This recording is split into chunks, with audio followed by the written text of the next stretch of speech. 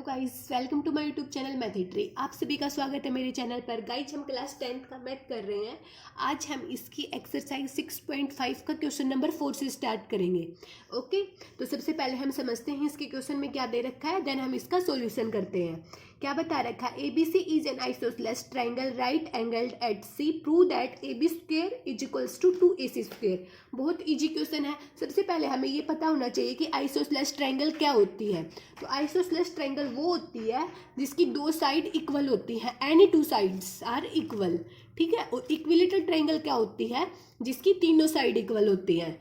ठीक है, तो इसने एक आइसोसेलेस ट्रायंगल बता दी, तो हम एक आइसोसेलेस ट्रायंगल बना लेते हैं। ये हम एक ट्रायंगल ले लेते हैं, कोई भी क्या ले लें। इसने बता दिया, ये देखो, ये हमने एक ट्रायंगल ले ली, ये वाली साइड इसके इक्वल ले ली हमने, लेकिन इसने आगे एक कंडीशन बताई है, राइट एंगल्ड एट C, मतलब राइट एंगल ले लिया, यहाँ पे ये C पे है। ठीक है, तो ये C पे है, तो यहाँ पे हम A ले लेते हैं, ये B ले लेते हैं, ABC। तो अभी यहाँ पे इसका जो गिवन है उसमें हम लिख देंगे कि ABC is a isosceles triangle at right angle at C। ठीक है, देन हमें प्रूव क्या करना है, ये चीज़ हम अपनी लैंग्वेज में लिख लेंगे कि ABC है वो एक आइसोसेलेस ट्रायंगल है right angled eight point C। Okay, अभी हम इसका हमें प्रूफ क्या करना है, टू शो, हमें इसकी एक चीज़ शो करनी है, क्या AB square is equals to 2AC square, मतलब AB square is equals to 2AC square. ये चीज़ हमें इसकी फाइंड आउट करनी है। तो यहाँ पे हम पाइथागोरस थ्योरम का अप्लाई करेंगे, तो बाय यूजिंग इसका प्रूफ करते हैं। तो यहाँ से अभी देखो हम इसका प्रूफ कर रहे हैं। तो इसके प्रूफ में क्या बता रहे, क्या करना है हमें। सबसे पहले देखो, जो ये वाली साइड ये इसकी इक्वल है, तो AC is equals to BC।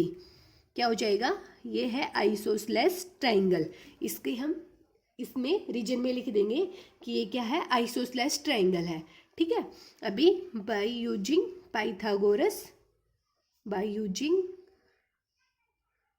Pythagoras theorem, तो क्या हो जाएगा, ये जो ये होता है ना, राइट एंगल होता है, इसके सामने जो होता है वो इसका हाइपोटेनस होता है। तो ये क्या हो जाएगा, AB का square is equals to AC square plus CB square.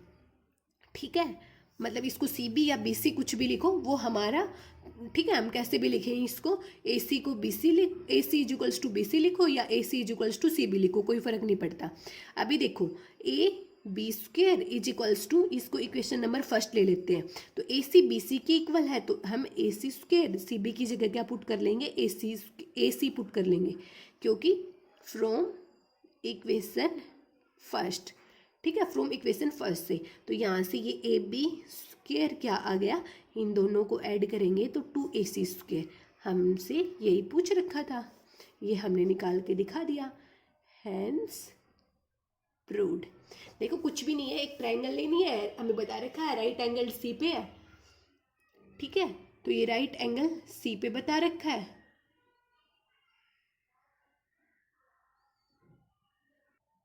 ठीक है, तो यहाँ से हमने ये क्या बता दिया, AB square is equals to, मतलब ये मैं आपको बता रही थी कि AB से कोई भी एक आइसोसेलेस ट्रायंगल है, इसकी टू साइड्स आर इक्वल है, तो ये राइट एंगल बता रखा है, इसके सामने हो गया वो इसके हाइपोटेनस हो गया। यहाँ से हम पाइथागोरस थ्योरम का अप्लाई करेंगे, पाइथागोरस थ्योरम को अप्लाई करके ये वाला प्रूफ निकल आएगा। ठीक है, बस हमसे इतना ही पूछ रखा था। अभी हम इसका नेक्स्ट क्वेश्चन करते हैं, क्वेश्चन नंबर 5। क्वेश्चन नंबर 5 में क्या बता रखा है, इसने ABC is an isosceles triangle with AC is equals to BC। इसने फिर से हमें बता दिया क्या ABC कोई भी एक आइसोसेलेस ट्रायंगल है। ठीक है, तो हम इसको वैसे ही ले लेते हैं,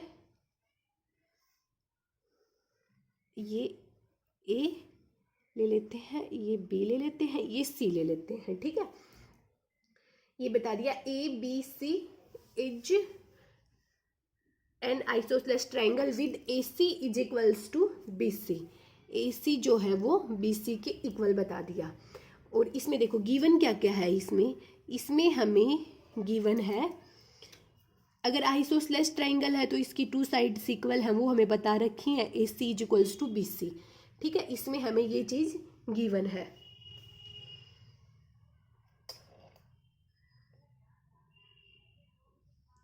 ठीक है, तो A C is equals to B C, ये चीज़ हमें गिवन है। एक हमें क्या गिवन है इसमें, A B square is equals to two A C square, ये चीज़ गिवन है। ठीक है, देन हमें इसका प्रूव क्या करना है, then prove that A B C is a right triangle. क्या प्रूव करना है, टू शो, क्या दिखाना है हमें कि A B C is a right triangle, ये चीज़ हमें शो करनी है। तो देखो अभी हम क्या करेंगे, एबीसी को हमें राइट ट्राइंगल प्रूव करना है, ये चीज़ हमें गिवन है। तो हम सबसे पहले इसी को लेके चलते हैं, इसका प्रूफ करते हैं। हम प्रूफ में क्या करना है, सबसे फर्स्ट स्टेप क्या है हमारा, हमें इसको राइट ट्राइंगल दिखाना है। तो अगर हमने इस पे पाइथागोरस थ्योरम को दिखा दिया ना कि पाइथागोरस थ्योरम इस पे अप्लाई कर रही है, तो ये राइट ट्राइंगल हो जाएगा। राइट ट्राइंगल तभी भी बोल सकते हैं हम कि उस पे पाइथागोरस थ्योरम अप्लाई करिए, मीन्स उसका जो हाइपोटेन्यूस होता है ना, उसका स्क्वायर उसकी अदर टू साइड्स के स्क्वायर के इक्वल होता है। अगर वो इक्वल आ जाता है तो हमारी ट्राइंगल राइट ट्राइंगल होती है, अदरवाइज नहीं होती। ठीक है, तो हम इसका ये लेके चल रहे हैं, A B square is equals to two A C square, ये चीज़ हमें गिवन है। अभी टू ए सी स्क्वेयर है तो इसको हम ए सी स्क्वेयर प्लस ए सी स्क्वेयर लिख सकते हैं। इसको अलग अलग, मतलब टू, इस वाली चीज़ को हम अलग अलग तोड़ के लिख सकते हैं। अभी हमें पता है ऊपर हमें क्या चीज़ गिवन है, हमें गिवन है क्या, A C is equals to B C, ये चीज़ हमें गिवन है। ठीक है, तो अभी यहाँ से हम ए सी की जगह बी सी की, ये इक्वेशन नंबर फर्स्ट ले लेते हैं। In equation first we put, हम पुट करेंगे क्या, A C is equals to B C, then we get. ठीक है, तो क्या हो जाएगा, A B square is equals to, A C की जगह हम एक तो ए सी को एज इट इज रखते हैं और एक ए सी की जगह हम बी सी स्क्वेयर पुट कर लेते हैं। तो ये क्या आ गया, देखो ए बी का square is equals to, A B का square is equals to A C square plus B C square. तो ये एक पाइथागोरस थ्योरम आ गई। ठीक है, क्योंकि देखो ये पाइथागोरस थ्योरम आ गई, ये इक्वल आ गया, तो इस वाले के सामने जो होगा ये राइट, क्या होगा, राइट एंगल होगा। ठीक है, तो अगर ये पाइथागोरस थ्योरम को अप्लाई कर रहा है तो हम बोल सकते हैं hence triangle A B C is a right triangle. ठीक है, तो यहाँ से ये राइट ट्राइंगल दिखा सकते हैं। मतलब राइट ट्राइंगल कहीं पे भी पूछ लेना, हम तो वहाँ पे पाइथागोरस थ्योरम को प्रूव करके दिखा देंगे। यहाँ पे इस वाली इक्वेशन में, सेकंड वाली इक्वेशन में हमने क्या दिखा दिया है, ए बी का स्क्वायर इसकी एक साइड का स्क्वायर इसकी अदर टू साइड के स्क्वायर के इक्वल है। तो ए बी का square is equals to A C square plus क्या दिखा दिया, बी सी स्क्वायर। तो ये क्या हो गया, राइट ट्राइंगल हो गई। ओके, अभी हम इसका नेक्स्ट क्वेश्चन करते हैं। तो इसके नेक्स्ट क्वेश्चन में क्या बता रखा है, क्वेश्चन नंबर 6 कर रहे हैं अभी हम। ठीक है,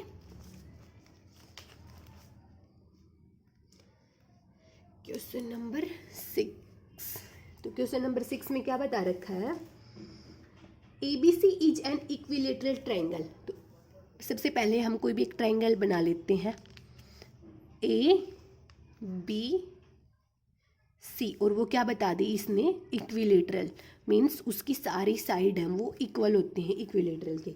क्या बता दी, ऑफ साइड 2a, मतलब इसकी साइड बता दी, अगर ये 2a है तो ये भी 2a होगी और ये भी 2a होगी। हमें इसकी तीनों साइड्स बता दी। ठीक है, find each of its altitudes, मतलब हमें इसका एल्टीट्यूड्स निकालना है। तो हमेशा एक चीज़ सबसे पहले हमें पता होनी चाहिए, कोई भी इक्विलेटरल ट्राइंगल होती है ना, उसका एल्टीट्यूड क्या होता है, एल्टीट्यूड होता है ये जो परपेंडिकुलर ड्रोन करते हैं ना, ये इसका एल्टीट्यूड होता है। ठीक है, इसको हम ये क्या ले लेते हैं, ए डी।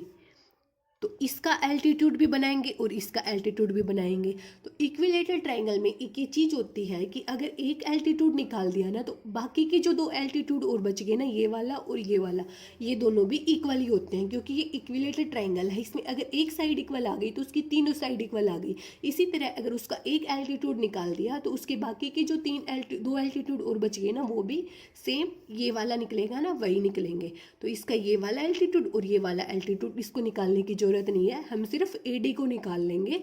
जो इसका ये एल्टीट्यूड है, एल्टीट्यूड मीन्स होता है परपेंडिकुलर, तो ये वाला परपेंडिकुलर ड्रॉन किया है तो हम इसको और इसको भी बता देंगे फिर, ठीक है। तो अभी हम क्या करते हैं, हमें गिवन क्या है, गिवन है ABC इज इक्विलेटरल ट्रायंगल, वो हम लिख लेंगे, ठीक है। हमें प्रूफ क्या करना है, हमें प्रूफ इनका एल्टीट्यूड निकालना है, to find altitude in each altitude निकालना है, हर एक एल्टीट्यूड निकालना है।